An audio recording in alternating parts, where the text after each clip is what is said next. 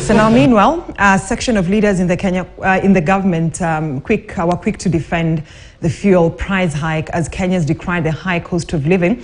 So let's have a look at a super world this evening when it comes to some of the leaders who've issued out the statement. Let's start with the Trade Cabinet Secretary, that is Moses Kuria, who's bland as he posted on communication app, that is X, commonly known, previously Twitter, that the pump prices were going to change upwards in the coming months. And of course, he says that President William Ruto's, is doing so much to ensure that everything comes to normalcy. But then he's saying that expect more fuel prices to go up. And let me just quote him verbatimly. He says that global crude prices are on an upward trajectory. For planning purposes, expect pump prices to go up by 10 shillings every month until February. So I don't know what sort of planning he wants Kenyans to do.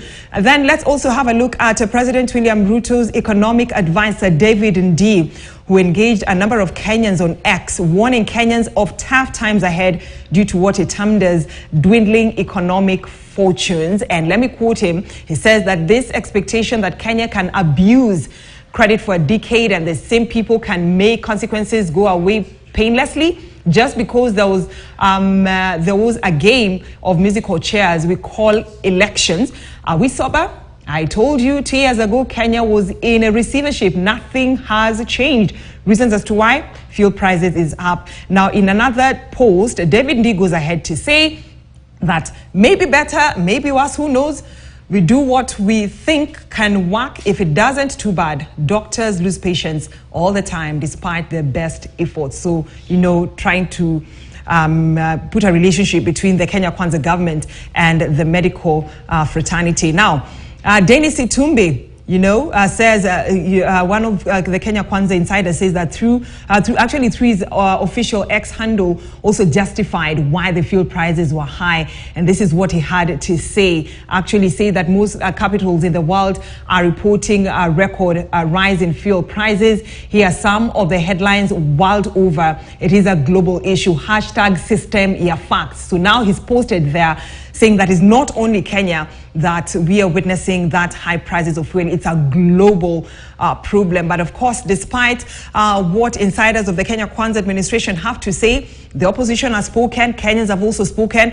Wait to hear what the top leadership of the country will have to say when they jet back into the country. I'm talking about President William Ruto and Deputy President Rigathi Gachagua, what they will have to say about the reactions that have been witnessed after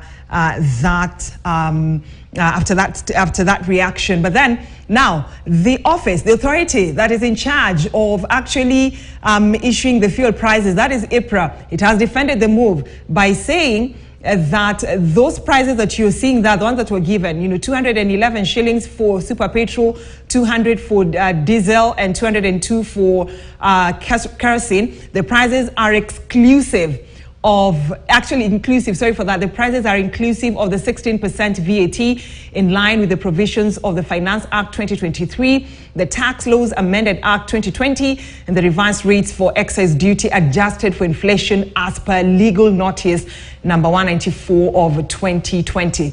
Giving the reason as to why they had to increase the fuel prices, but at the same time, when he appeared before the Energy Parliamentary